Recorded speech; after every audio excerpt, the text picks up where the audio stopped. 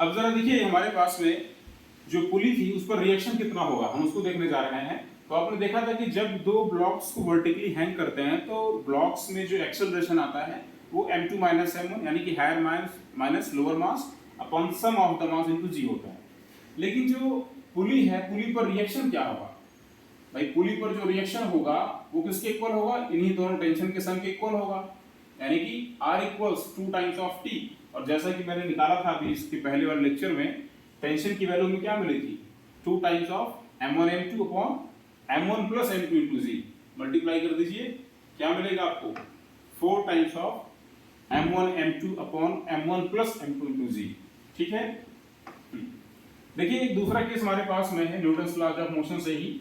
इसमें क्या है कि one block is at the horizontal level and the other Hanks vertically downward. हमारे पास में दो ब्लॉक्स हैं, एक हॉरिजॉन्टल लेवल पर है, दूसरा क्या है वो नीचे की तरफ वर्टिकल डायरेक्शन में हैंग कर रहा है। अगर देखो इस m2 की वैल्यू m1 से ज्यादा हुई तो ये स्लाइड करना स्टार्ट कर देगा, मोशन स्टार्ट हो जाएगी और ये ब्लॉक एक्सेलरेट होंगे। हमें एक्सेलरेशन फाइंड करना है, टेंशन फाइंड करना है। इस केस में कैसे फाइंड करोगे? फिर वही बात, अगर आप देखो ये जो पहला वाला ब्लॉक है, इस पहले वाले ब्लॉक का मास m1 है और इसका वेट mg होगा। ये mg इस रिएक्शन को बैलेंस कर रहा है, तो वर्टिकल डायरेक्शन में तो कोई दिक्कत नहीं है, फोर्स बैलेंस्ड है। मगर हॉरिजॉन्टल डायरेक्शन में केवल टेंशन काम कर रहा है, यानी कि जो ये t की वैल्यू होगी ये किसके इक्वल होगी? Unbalanced force equals mass into acceleration m1 into a। Clear?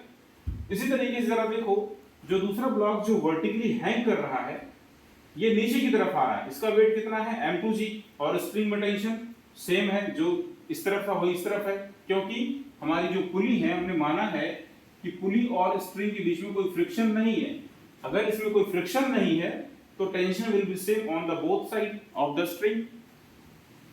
यहां पर अनबैलेंस्ड फोर्स कैसे फाइंड करें? तो m2g minus capital T equals m2a, दोनों को ऐड अप करो, टेंशन कैंसिल आउट और आपको मिल जाता है acceleration a equals m2 upon m1 plus m2 times of g।